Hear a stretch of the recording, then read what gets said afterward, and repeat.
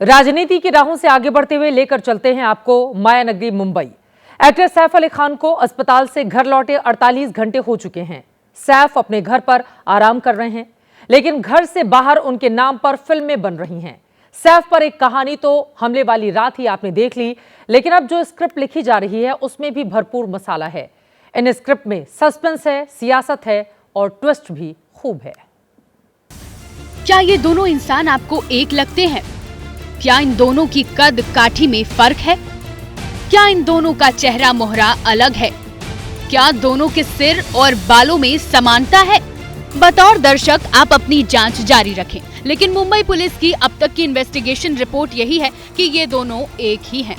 जो 15 तारीख की रात सैफ अली खान के अपार्टमेंट से सीढ़ी से उतरा और जो ठाणे के हीरानंदानी इलाके से गिरफ्तार किया गया, ये दोनों एक ही है। तस्वीरें दो हैं और नाम एक है, मोहम्मद शरीफुल इस्लाम शहजाद, और पता है झालोकाथी बांग्लादेश। यहाँ तक तो सामने आ ही चुका है कि शहजाद बांग्लादेश से आया था, चोरी करने घुसा था, पर नहीं जानता था कि सैफ का घर है। बाकी कहानी पुलिस ने सीसीटीवी फुटेज से निकाल ली कि हमले के बाद कैसे भागा, कहां चाकू और कहां कपड़े फेंके, कहां बाल कटवाए, कहां से ट्रेन पकड़ी। मुंबई पुलिस ने आज उसकी आईडी और ड्राइविंग लाइसेंस भी बता दिए हैं कि शहजाद बांग्लादेशी ही है, बॉर्डर फांदकर भारत में घुसा था। पुलिस सूत्रों ने दावा किया है कि शहजाद ने अपना जुर्म कबूल कर लिया है। माना है कि सैफ के घर चोरी करने घुसा था, उसने सैफ पर हमले की बात कबूल की है। लेकिन ये तो है पुलिस की स्क्रिप्ट। इस कहानी में ट्विस्ट तब आया जब एबीपी न्यूज ने बांग्लादेश में शहजाद का पता ठिकाना और नंबर ढूंढकर उसके पिता से फोन पर बात की। কাকু আমার আওয়াজ আসছে যে আমি ছবিটা যেটা একটা ছবি আপনাকে পাঠিয়েছি ওই ছবিতে দুটো ছেলে আছে সেই ছবিটাকে কি আপনি ভালোভাবে দেখেছেন? शहजाद के पिता रुहैल अमीन फकीर ने एबीपी न्यूज से जो कहा वो कहानी उलझाने वाली थी। कहा जो गिरफ्तार है वो शहजाद है, लेकिन जो सीसीटीवी में दिखा है वो शहजाद नहीं है। আপনি যে বলছেন যে দুটো ছেলে ফটোতে দুটোই আলাদা, মানে যেটা অ্যারেস্ট হয়েছে সেটা আপনার ছেলে শরীফুল। তা ওই যে চুল দেখে মানে ওই রকম চুল আমার ছেলে রাখে না। रुहैल आमीन ने यह भी कंफर्म किया कि शहजाद के पास भारत जाने के लीगल दस्तावेज नहीं थे, यानी वो घुसपैठिया है। मुंबई पुलिस ने दावा किया है कि शहजाद कुश्ती का नेशनल प्लेयर है, इस वजह से वो भी हाथापाई में सैफ पर भारी पड़ा। लेकिन शहजाद के पिता ने कहा कि उसने कभी कुश्ती नहीं खेली, वो तो बाइक चलाकर पैसे कमाता था।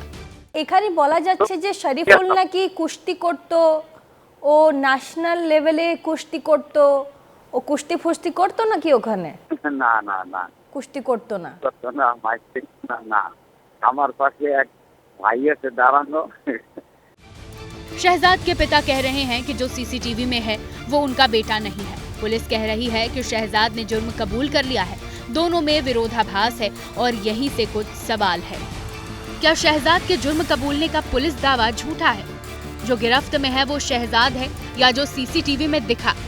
गिरफ्त शख्स शहजाद है तो फिर सीसीटीवी में कौन था? या शहजाद का पिता रुहैल अमीन कहानी उलझा रहा है? सैफ और शहजाद की स्क्रिप्ट इतनी उलझ रही है कि अब सियासत भी इसमें अपने हिसाब से नए एंगल पेश कर रही है। एक बात इसमें जरूरी है कि इतने महत्वपूर्ण एरिया में ये बांग्लादेशी वहाँ घुसकर उनके 12वें मंजिले पे उनका जो फ्लैट है वहाँ पे जाके ये कैसा हमला कर सकता है, तो क्या गडबडी है? त्यांनी जर काही त्यांच्या मनात असेल तर डिपार्टमेंटला सांगावं। मी पण डिपार्टमेंटला फार तर सांगेन की असं कोणाच्या मनामध्ये शंका कुशंका असेल, वास्तविक ती व्यक्ती सापडलेली आहे, ती व्यक्ती बांग्लादेशमधून आलेली होती। असली शहजाद को लेकर मुंबई पुलिस ने अब तक कुछ नहीं कहा है। सारे सस्पेंस से 1-2 दिन में शायद पर्दा हटे, क्योंकि कल शहजाद की रिमांड खत्म हो रही है, उसे कोर्ट में पेश करना है। अभी शहजाद की सैफ के सामने शिनाख्त भी होनी है। मुमकिन है सैफ ही बता पाए कि शहजाद कौन है।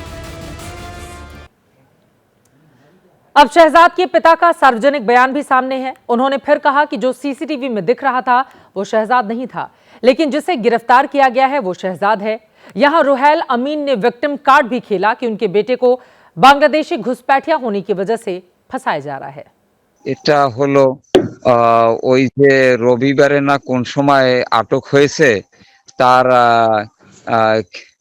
কিছু সময় পরই হয়তো নাকি ওই ফেসবুক এবং টিভি সংবাদে দেখতে পেলাম। এখন এই যে ঘটনা ঘটেছে তার চেহারার সাথে ভিডিও ফুটেজে যে সিসি ক্যামেরায় যে ছবি, সে যে ছেলে যার ওই ভিডিও ফুটেজে যার ছবি, সেই ছবি একদম এই চোখের নিচ পর্যন্ত। কিন্তু আমার ছেলে এইরকম চুল বড় রাখে না, সে চুল এই পাশ ছোট করে সে উপরে চুল দেয়। সে নিজে আমাদের দেশ থেকে বাংলাদেশ ছেড়ে সে ওখানে চলে গেছে আমাদের শুধু একমাত্র রাজনৈতিক কারণ। अब हम सैफ अली खान सीरीज की दूसरी स्क्रिप्ट पर आते हैं, जो स्क्रिप्ट से भी ज्यादा क्लासिक है। पहली में तो ये था कि पुलिस ने जिस शहजाद को पकड़ा है वो शहजाद है भी या नहीं। दूसरी स्क्रिप्ट ये है कि सैफ पर जो जानलेवा हमला हुआ वो वाकई हमला था या फिर एक्टिंग। अब देखिए इस स्टोरी के स्क्रिप्ट राइटर कौन कौन हैं।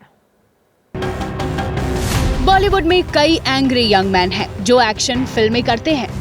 कई माचो मैन हैं जो डुप्लीकेट नहीं लेते हैं, खुद स्टंट करते हैं। सैफ भी उन्हीं फैंटमों में से हैं। ऐसे में अक्सर चोटें भी लगती है। लेकिन सैफ अली खान क्या इतने बड़े नाटकबाज हो सकते हैं जो पब्लिसिटी पाने के लिए खुद के हाथ, गले, पीठ पर चाकू पड़वा लें?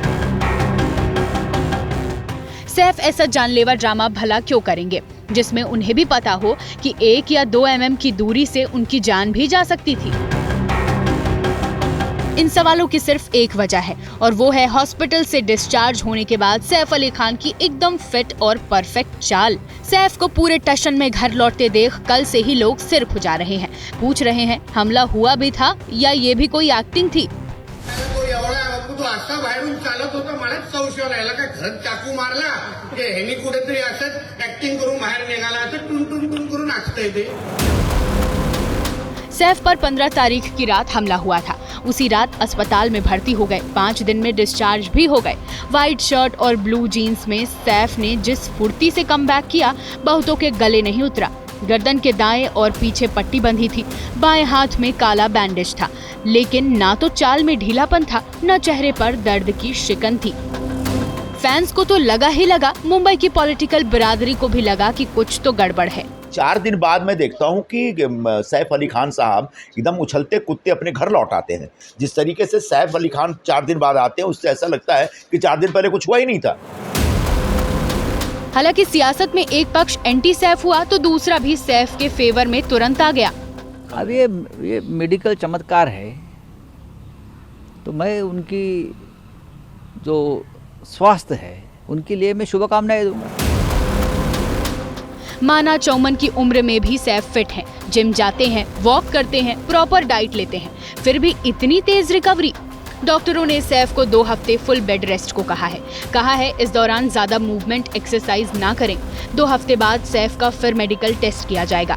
फिट हुए तो काम करेंगे वरना रेस्ट बढ़ाया जाएगा। लेकिन नितेश राणे ये सोचकर परेशान है कि अगर इतनी ही कमजोरी है तो उसकी हल्की सी भी झलक अस्पताल से कार में लौटते और तेजी से घर जाते हुए क्यों नहीं दिखी? तो असा बाहेरून चालत होता, मलाच संशय राहिला का घरात चाकू मारला की ह्यांनी कुठेतरी असंच ऍक्टिंग करून बाहेर निघाला। नितेश राणे महाराष्ट्र में मंत्री के जिम्मेदार ओहदे पर हैं। उनके डिप्टी सीएम और उनकी पार्टी ने कहा कि सैफ पर मन में इतने सवाल हैं तो बेहतर है डॉक्टरों से ही पूछ लें। त्यांनी जर काही त्यांच्या मनात असेल तर डिपार्टमेंटला सांगावं। मी पण डिपार्टमेंटला फार तर सांगेन की असं कोणाच्या मनामध्ये शंका कुशंका असेल। मुझे लगता है कि ऐसे स्टेटमेंट देने की जरूरत तो नहीं है। डॉक्टर की कुछ मेडिकल व्यवस्था पे भी प्रश्न चिन्ह उठाना भी ठीक नहीं है। यहाँ बता दें कि सैफ साल 2000 में भी घायल हुए थे। फिल्म क्या कहना की शूटिंग में स्टंट करते हुए गिर गए थे। तब सिर्फ 30 साल के थे और उन्हें 100 टांके लगे थे। मेडिकल हिस्ट्री नहीं मिली है कि तब कितने दिन में फिट हो गए थे।